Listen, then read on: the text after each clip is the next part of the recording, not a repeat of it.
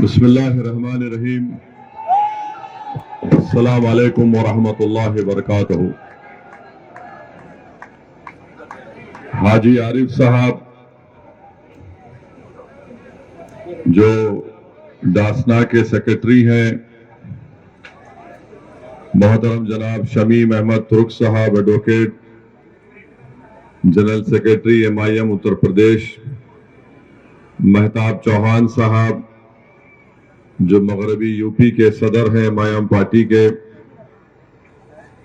जनाब महताब अली साहब जिला सदर गाजियाबाद, हाजी फहीम साहब जिला सदर Hapur MIM, Muzaffar secretary UP, Riyazuddin Saifi साहब सेक्रेटरी मगरबी यूपी, मोहम्मद शाहिद सैफी साहब सेक्रेटरी मगरबी यूपी, और मेरे छोटे भाई जनाब पंडित मोहन गामा साहब जो महानगर सदर गाजियाबाद है, जनाब आसिफ वखार साहब जो MIM पार्टी के नेशनल स्पोक्स पर्सन हैं, शोएब राव साहब, वारिस सिद्दीकी साहब, मोहम्मद फैसल साहब, मोहम्मद इमरान खासमी जिला सदर मुजफ्फरनगर, दिलशाद कुरैशी साहब जो बुलंदशहर से हैं, नईम मेवाती साहब, रईस अहमद सैफी साहब, नजाकत अली, शकील अब्बास साहब। मैं आपको यही बताना जरूरी समझता हूं कि 11 तारीख के दिन आप तमाम को मजलिस इत्तेहादुल मुस्लिमीन के इन उम्मीदवारों के हक में अपने वोट का इस्तेमाल करना है। नगर पंचायत में हज्जन अंसार जो आरिफ अली साहब की वाइफ है, जो डासना से चेयरमैन के उम्मीदवार हैं, इमरान खान साहब, मोहम्मद नाजिम, मोहम्मद साबिर मवाना से, मोहम्मद मोनू साहब कोटोल से, और मेयर के जो उम्मीदवार हैं मोहम्मद अनस साहब मीरठ के, शहबाज मलिक गाजियाबाद से मीरठ के उम्मीदवार हैं, गुफरान नूर साहब अलीगढ़ से मेयर के MIM के उम्मीदवार हैं, सरताज अलवी साहब बरेली के उम्मीदवार हैं MIM पार्टी के। नगर पालिका में वकीला मुस्लिम कोनी से, दिलशाद पहलवान सिकंदराबाद से, रजिया बी बहरी से, मुबीन उर्फ कल्लू कुरैशी सियाना से, मोहम्मद मुशीर सिकंदराव से, महबूब सखफलिनी कमकरला से। तो आप तमाम से मेरी गुजारिश है कि आप MIM पार्टी के उम्मीदवारों को जो मेयर के हैं, नगर पालिका के उम्मीदवार हैं, नगर पंचायत के हैं चेयरमैन के, उन सबको अपना वोट देकर कामयाब करें। और गामा साहब ने यह भी कहा कि जो हमारे 13 वार्ड के मेंबर्स हैं, नसरीन अंसारी साहिबा वार्ड नंबर 34 के, अंसार बानो साहिबा वार्ड नंबर 90 से, फिरासत चौधरी वार्ड नंबर 64 से, प्रिंस कुमार वार्ड नंबर 28 से, अकरम अलवी वार्ड नंबर 37 से, इस्लामती वार्ड नंबर 63 से, सलीम इदरीसी वार्ड नंबर 66 से, शहनाज मलिक वार्ड नंबर 44 से, एडवोकेट गुलिस्ता वार्ड नंबर 17 से जो पार्षद के उम्मीदवार हैं, दिलशाद अब्बासी साहब वार्ड नंबर 92 से पार्षद के उम्मीदवार हैं, साकिर अब्बासी साहब वार्ड नंबर 73 से हैं, और फरियाद साहब जो वार्ड नंबर 48 से परिषद के उम्मीदवार हैं। वहीं पर यहां से जो हमारे तमाम जिम्मेदारान हैं, हमारे दासना से मुजफ्फर अली साहब वार्ड नंबर 1 से, प्यार मोहम्मद वार्ड नंबर 5 से, फखरुद्दीन अब्बासी साहब वार्ड नंबर 14 से। तो मेरी आप तमाम से गुजारिश है कि आप इनके हक में अपने वोट का इस्तेमाल करें। और मैं शुरुआत में अपनी तरफ से मुरादाबाद देहात में कोरबा में एक सड़क हादसा पेश आया जिसमें 10 लोगों का इंतकाल हुआ, 5 लोग शदीद जख्मी हैं। मैं इन तमाम मरने वालों के लिए अल्लाह से दुआए मग़फ़िरत करता हूँ और जो लोग ज़ख्मी हैं उनकी जल्द से जल्द सेहत याबी के लिए अल्लाह से दुआ करता हूँ। मेरे अजीज़ दोस्तों और बुजुर्गों, मैं आपके दरमियान में दोबारा आया हूँ। जब असेंबली और विधानसभा के चुनाव चल रहे थे उस वक्त भी मैं आया था और मुझे अच्छी तरह याद है कि मैंने आपसे ये कहा था कि आप अपना वोट हाजी आरिफ के हक में इस्तेमाल करिए, समाजवादी को वोट मत दीजिए, क्योंकि समाजवादी पार्टी में इतनी ताकत नहीं है कि वो बीजेपी की कामयाबी को इस विधानसभा से और उत्तर प्रदेश में रोक सके। मगर आप लोगों ने फैसला लिया, मैं आपके फैसले की इज्जत करता हूं, उसका एहतराम करता हूं, मगर वही इज्जत और एहतराम के साथ आपको ये बात बताना जरूरी समझता हूं कि आपने तो समाजवादी पार्टी को झोली भर भर कर वोट दिया, मगर यहां से बीजेपी का विधायक कामयाब हो गया। तो मेरी आपसे बड़ी इज्जत और एहतराम से आपसे अपील है कि दोबारा आप इस तरह की गलती मत करिए। हाजी आरिफ आपके दरमियान में पहले भी खड़ा था, आज भी खड़ा है आपकी हक की लड़ाई लड़ने के लिए, और कल भी आपके खिलाफ अगर कोई नाइंसाफी करेगा तो हाजी आरिफ सबसे पहले सीना तान कर आपके हक के लिए लड़ेगा। तो 11 तारीख के दिन मेरी आपसे गुजारिश है कि मुत्तहदा तौर पर आप अपने के वोट का इस्तेमाल करिए, अपने वोट को ज़ाय होने से बचाइए, क्योंकि यहाँ पर सबकी कोशिश एक ही है कि हाजी आरिफ की कामयाबी को रोका जाए, मजलिस की कामयाबी को रोका जाए और बीजेपी को यहाँ से कामयाब किया जाए। जो लोग विधानसभा में के चुनाव में आपका वोट तो हासिल किए मगर बीजेपी को नहीं रोक सके, तो मेरी आप तमाम से फिर से ये गुजारिश है, इल्तिजा है कि आप अपने वोट का नुकसान मत करिए।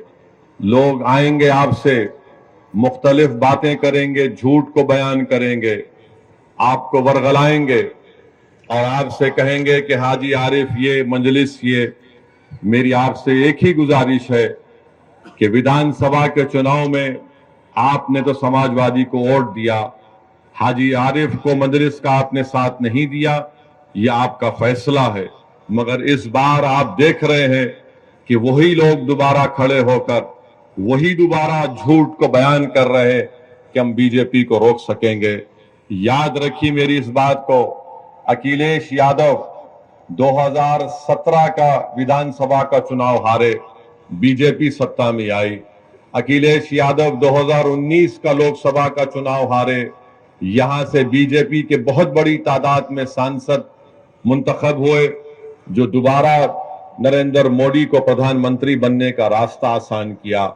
2022 में विधानसभा के चुनाव हुए, फिर आपके और हमारे दरमियान में आकर यह कहा गया कि नहीं नहीं बीजेपी को हम हराएंगे, हमारा साथ दो।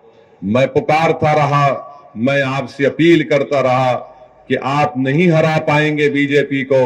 मैं आपसे उस वक्त भी कहा कि कम से कम आप अपने वोट से अपनी एक सियासी लीडरशिप को बनाइए, अपने नेता को बनाइए जो जाकर नाइंसाफियों के खिलाफ आपकी आवाज बन सके, जो जुल्म के खिलाफ आपकी आवाज बन सके। मेरी आपसे गुजारिश है कि मेरी इन तमाम बातों पर आप आराम से गौर फरमाइए। मैं फिर से आपसे कह रहा हूं कि अखिलेश यादव में ना तो काबिलियत है अपने पिता की तरह, ना अखिलेश यादव में जज्बा है सेकुलरिज्म को जिंदा रखने का, मगर अखिलेश यादव और समाजवादी पार्टी में बार बार वो यही कहते रहेंगे कि आप हमारा साथ दो, मुस्लिम समाज हमारा साथ दो, दलित समाज हमारा साथ दो, तो हम कामयाब हो जाएंगे। आपने वोट दिया तब भी बीजेपी कामयाब हो गई। यकीनन बीजेपी को हराना है, मगर समाजवादी पार्टी उत्तर प्रदेश और दासना से बीजेपी को नहीं हरा सकती। अगर दासना से आज अगर कोई योगी आदित्यनाथ को, नरेंद्र मोदी के दांत को खट्टा कर सकता है तो उसका नाम हाजी आरिफ है। तो मेरी आपसे गुजारिश है कि आप अच्छा फैसला लेकर हाजी आरिफ को और एमआईएम पार्टी को कामयाब करिए। आज अखिलेश यादव का मामला आप देख रहे हैं कि मुझे अभी बताया गया कि मीरठ को गए थे और मीरठ में कहां पर कैंपेन करते हैं, जो पूरा का पूरा उस वार्ड में जाते हैं जो अल्पसंख्यक समाज मुस्लिम बाहुल इलाका है। अखिलेश यादव से वहीं पर कैंपेन करने के लिए जाते हैं और जब वहां पर गए तो अखिलेश यादव के मुंह के सामने खड़े होकर मीरठ के उन गयूर लोगों को मैं सलाम करता हूं जिन्होंने अखिलेश यादव के सामने खड़े होकर उनके मुंह पर कहा कि मजलिस इत्तेहादुल मुस्लिमीन जिंदाबाद, मजलिस पार्टी जिंदाबाद। तो अखिलेश यादव गुस्से से लाल पीले होकर अपनी गाड़ी में बैठकर वहां से भाग जाते। तो अखिलेश यादव को मालूम हो गया कि वो जो झूठ बोल रहे थे मजलिस पार्टी के ताल्लुक से, उत्तर प्रदेश की जनता, मगरबी यूपी की जनता, मीरठ की जनता और मुझे मालूम कि दासना की जनता भी उनके झूठ को उनके मुंह पर तमाचे के तौर पर मारेगी और सच्चाई को कामयाब करेगी। तो मेरे अजीज दोस्तों और बुजुर्गों, मैं दासना की सरजमीन से मीरठ की जनता से भी अपील करूंगा कि आप मजलिस के मेयर के उम्मीदवार को और पार्षद के तमाम उम्मीदवारों को आप कामयाब करिए। मैं मीरठ की आवाम को बता रहा हूं कि आप हरगिज इस बात का ताज्जुब मत करिए कि अगर आप अपने के कोर्ट का सही इस्तेमाल करेंगे तो मीरठ से मजलिस का मेयर बनेगा और हम एक तारीख को रकम करेंगे। वहां पर समाजवादी पार्टी हो, बीएसपी हो, इनमें अब दमखम नहीं रहा बीजेपी से मुकाबला करने के लिए। आज अखिलेश यादव 2024 के लोकसभा के चुनाव के लिए कभी हमारे तेलंगाना के मुख्यमंत्री के साथ बगल में बैठ जाते हैं, तो कभी बंगाल में ममता बनर्जी के पैरों के पास बैठ जाते हैं, तो कभी नीतीश कुमार के सामने अपना सर झुका देते हैं। अरे याद रखो, 2024 में अगर बीजेपी को हराना है तो तुमको बीजेपी को उसकी हिंदुत्व आइडियोलॉजी पर हराना पड़ेगा। अगर अपोजिशन के लीडर मिल जाएंगे इससे कुछ फायदा नहीं होगा। फायदा उस वक्त होगा जब यूपी की जनता को बीजेपी के खिलाफ खड़ा कर दिया जाए और उनसे कहा जाए कि बीजेपी आपको नौकरी देने में नाकाम साबित हुई है, बीजेपी नौजवानों का मुकद्दर बेरोजगार बनाकर रखती है। जब हम यूपी की और भारत की जनता को यह बात समझाने में कामयाब हो जाएंगे कि नरेंद्र मोदी प्रधानमंत्री जरूर बन गए मगर महंगाई को रोक नहीं सके। आज गरीबी बढ़ रही है, बेरोजगारी बढ़ रही है, आज जनता के पास पैसे नहीं है अगर उनके बच्चों को स्कूल में तालीम दिलाने के लिए। आज गरीब इतना परेशान है करके घर में अगर कोई बीमार पड़ जाता है तो उसको कर्जे लेकर अपने दोस्त या अपने रिश्तेदारों का इलाज करना पड़ता है। ये सब के सब जिम्मेदार बीजेपी के प्रधानमंत्री, देश के प्रधानमंत्री और उत्तर प्रदेश के मुख्यमंत्री का मामला रहा है। आज अब उत्तर प्रदेश के मुख्यमंत्री से पूछिए कि आपने उत्तर प्रदेश में क्या विकास किया, तो बोलेंगे मैंने बुलडोजर मासूम लोगों के घर पर चढ़ा दिए। उनसे आप पूछिए कि तुमने कौन सा विकास किया, तो बोलेंगे मैंने माफिया को खत्म कर दिया।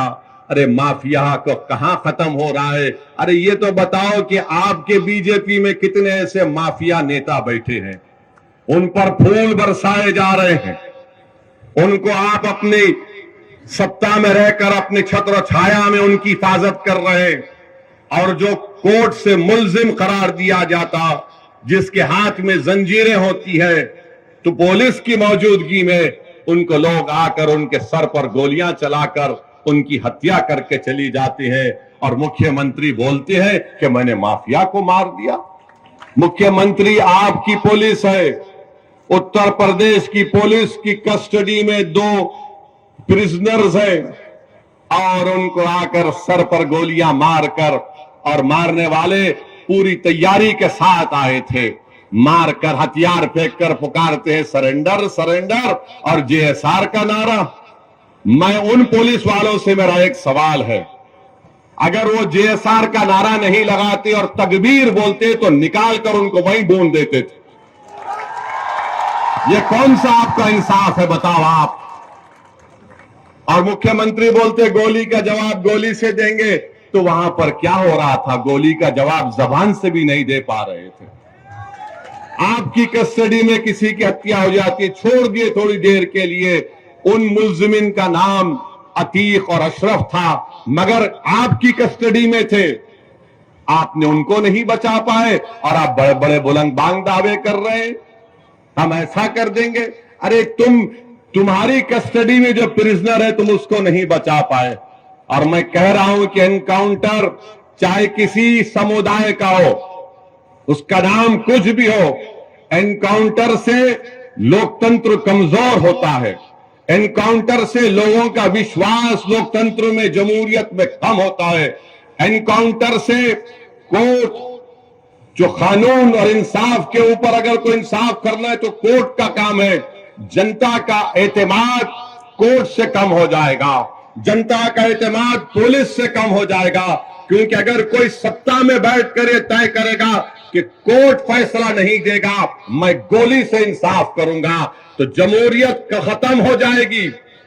लोकतंत्र को अगर मजबूत करना है तो गोली से नहीं, कोर्ट से इंसाफ करना चाहिए।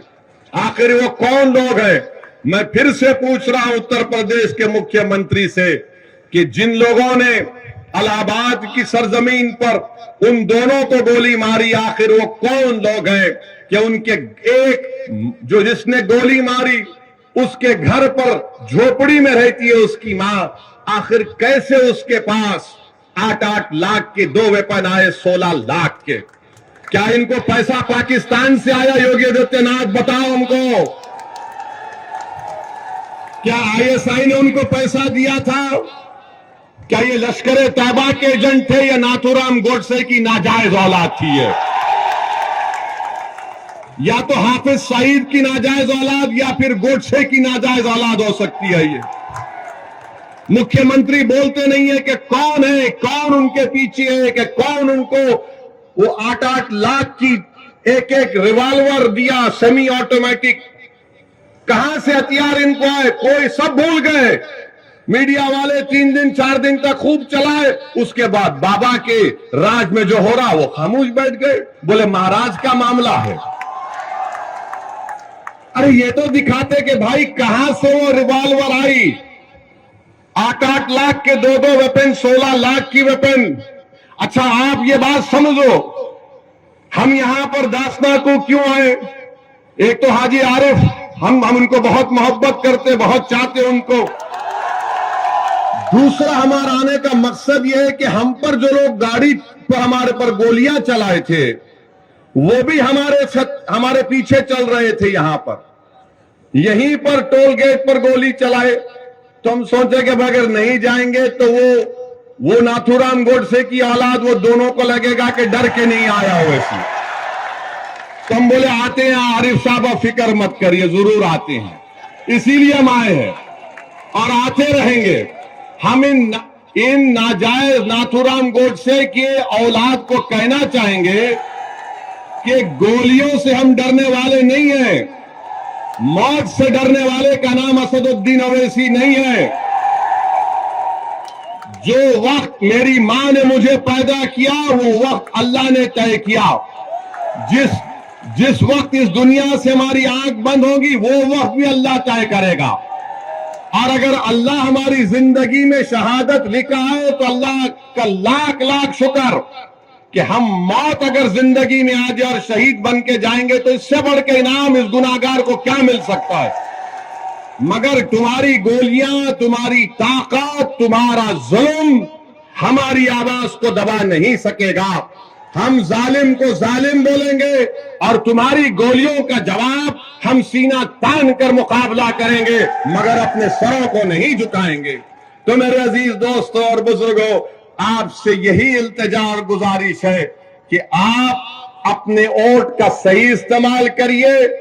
आप खुद अपने दिल पर हाथ रखकर बताइए कि अगर हाजी आरिफ चेयरमैन होगा, हमारी बहन चेयरमैन बनेगी इंशाअल्लाह, तो आप बिला झिझक इनको चेयरमैन के तौर पर नहीं देखेंगे, बल्कि अपने भाई के तौर पर, अपना रहबर के तौर पर, एक मदद करने वाले के तौर पर आप देखेंगे।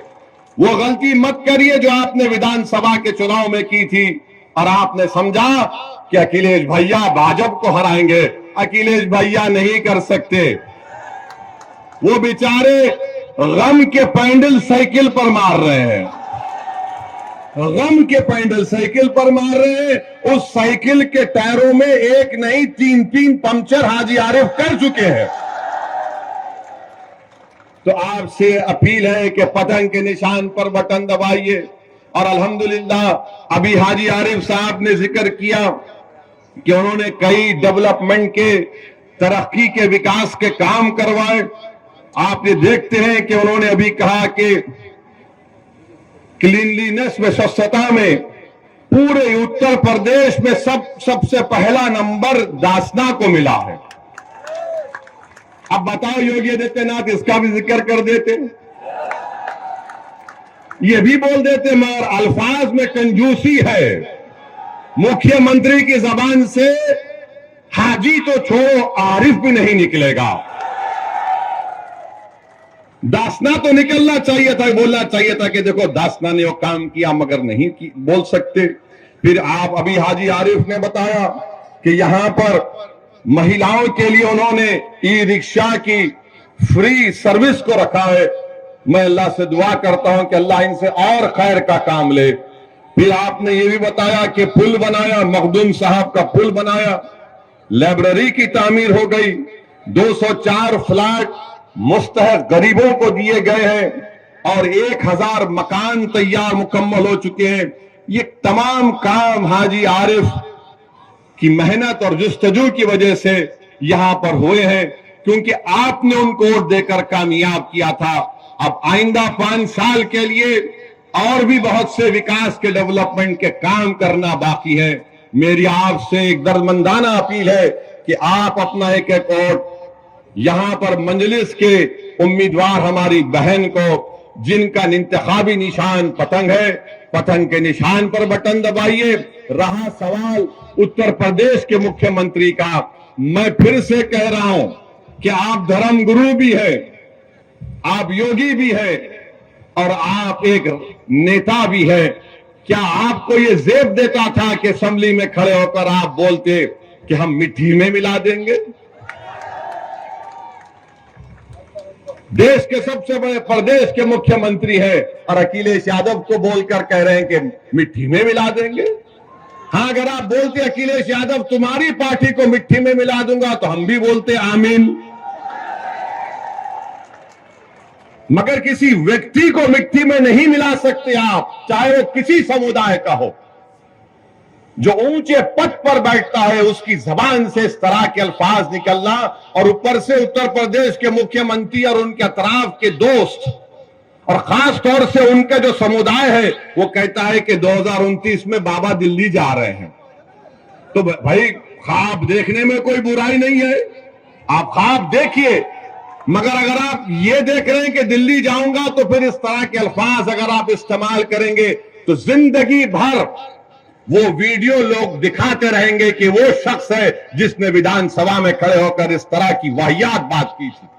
तो मेरे अजीज दोस्तों और बुजुर्गों, जो बड़ा बड़ा नरेंद्र मोदी आजकल बोलते हैं पसमानदा मुसलमान, पसमानदा मुसलमान, हम भारत के प्रधानमंत्री से और उत्तर प्रदेश के मुख्यमंत्री से पूछना चाहते हैं, क्या यह सच नहीं है कि हायर एजुकेशन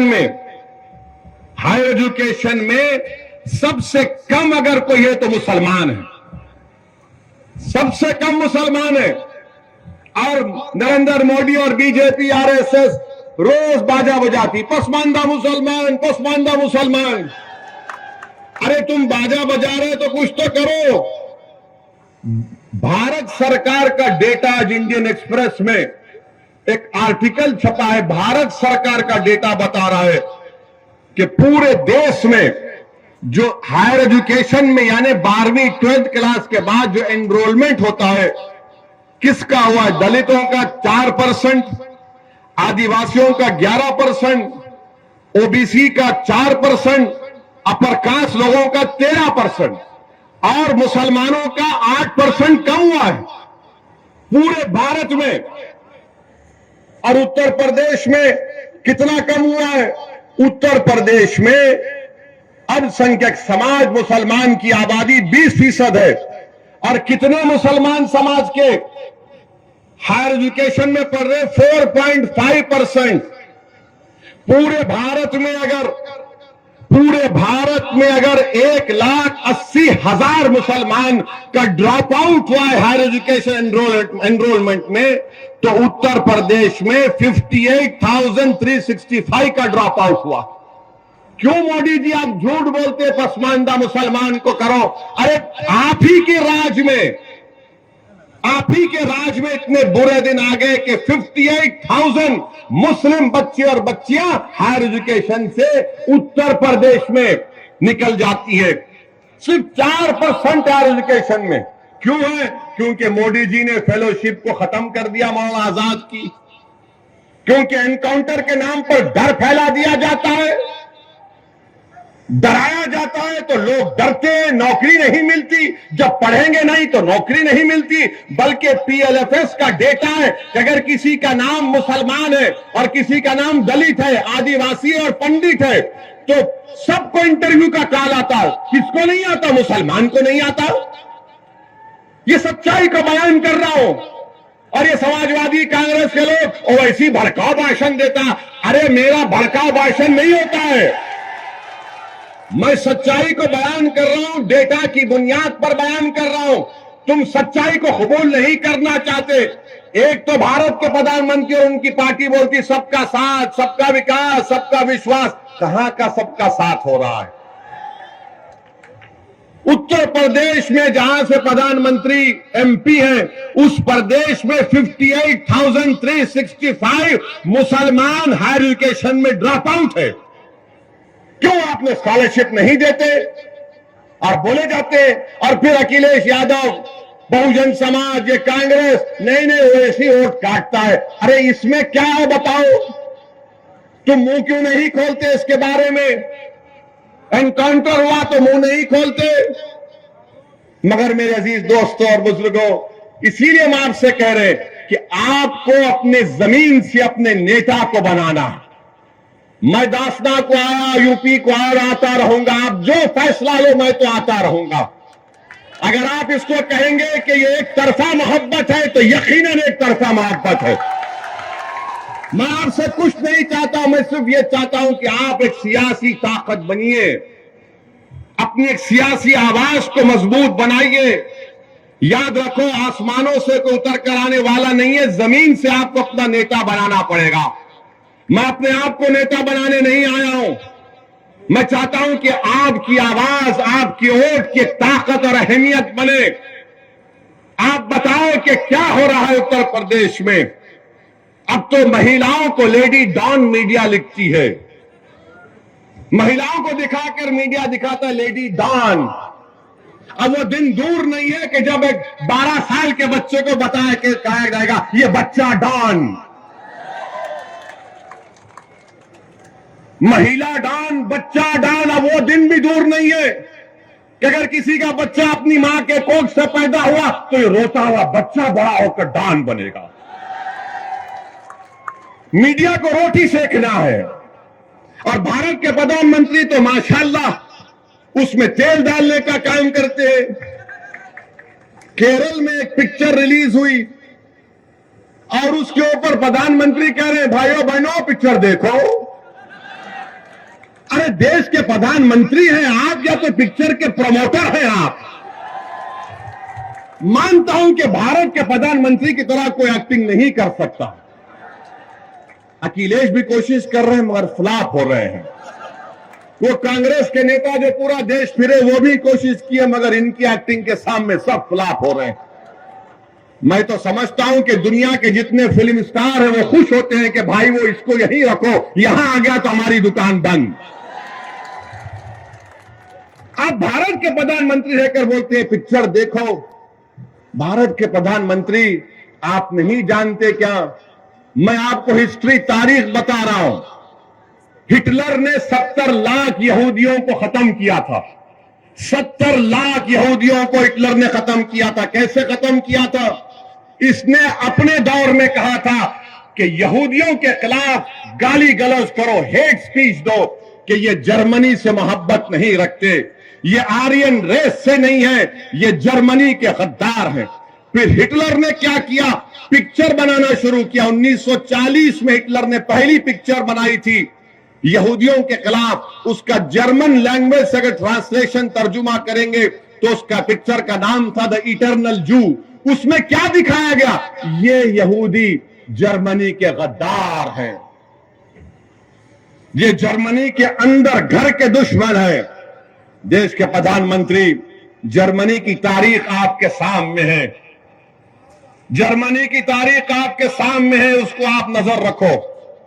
आप जिस देश को, ये बहुत बड़ा देश है, इस देश की खूबसूरती, इसका कल्चर है, इसका मजहब है, इसकी जबानें हैं, वो पिक्चर को दिखा रहे। अरे पिक्चर बनाने वाला कितना कमजर्फ है। पहले कहा कि 32,000 महिला आईसीस में चले गई, जब कोर्ट में केस गया तो कहा कि सिर्फ तीन। अरे वो गई तो तुम क्या पिक्चर बनाकर पूरे बुरखापोश खवातीन को बदनाम करोगे? तुम क्या पूरे समुदाय को बदनाम करोगे? और भारत में जितने मुसलमानों के मजहबी तंजीमें हैं, उन सब ने आईसिस के खिलाफ फतवा दिया, कहा ये दहशतगर्द है, आतंकवादी है। तुम वो नहीं दिखाते। और किसी ने हमसे कहा कि उस पिक्चर में ओवैसी तुम्हारी तकरीर भी दिखाई गई, तो हम मानते हैं कि हमारी तकरीर को सुने बगैर हमारे दुश्मन का भी पेट में दर्द नहीं कम होता। इनको लगता है कि जब तक ओवैसी का भाषण नहीं सुनेंगे हम में मर्दानगी नहीं पैदा होगी। तो सुनो, सच्चाई पर मुमन्नी है, झूठ पर हम नहीं बोलते, लंबी नहीं छोड़ते। भाइयों बहनों, 15 लाख आ जाएगा। भाइयों बहनों, हर साल 2 करोड़ नौकरियां मिलेंगी, अच्छे दिन आ जाएंगे। तो ये पिक्चर बना रहे हैं। अरे महंगाई पर पिक्चर बनाओ, किसान को फर्टिलाइजर नहीं मिल रहा है, नहीं बनाएंगे। अरे पिक्चर बनाओ कि घर में गरीब के पास पैसे नहीं है, सेविंग्स खत्म हो रही है। भारत में 20% गरीब और गरीब हुआ है। कितना? 50%। अगर एक गरीब 100 रुपये कमा रहा था, आज 50 रुपये कमा रहा है।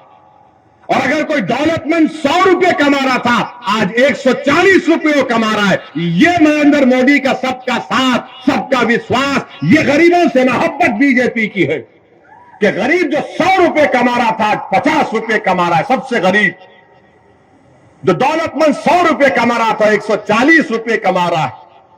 तो भारत के गरीबों को फैसला करना है, भारत के मजलूमों को फैसला करना है। और 11 तारीख के दिन दासना की जनता को एक तारीखी फैसला लेते हुए आप तमाम से अपील कर रहे हैं कि आप हाजी आरिफ के हाथ को मजबूत करिए और आप इस वास्ते भी वोट दीजिए कि वो नाथूराम गोडसे की नाजायज औलाद को भी मालूम हो जाए। यहीं पर हम पर गाड़ी पर गोलियां चलाई गई थी, तो उनको भी जवाब दीजिए। हम आपसे क्या कह रहे, गोली से नहीं, बैलेट से जवाब दीजिए। और हम उनकी गोली का जवाब जबान से देंगे, उनकी हर गोली का जवाब अपनी भाषण से देंगे, संविधान से देंगे, तूफान खड़ा कर देंगे इंशाअल्लाह ताला। तो 11 तारीख के दिन सुबह निकलिए, एक होकर यहां से हाजी आरिफ को कामयाब करिए, बीजेपी को शिकस्त दीजिए, बीजेपी को हराइए। ये समाजवादी और बहुजन समाज पार्टी बीजेपी को कामयाब करवाना चाहती है, अपने इत्तेहाद को कमजोर मत होने दीजिए। हमारे दिलशाद हमारे इनकी भी खड़े हैं, गाजियाबाद से इनकी वाइफ मेयर की कैंडिडेट है, इनके भी हक में आप दुआ करिए और डालिए। बहुत बहुत शुक्रिया। अस्सलाम वालेकुम।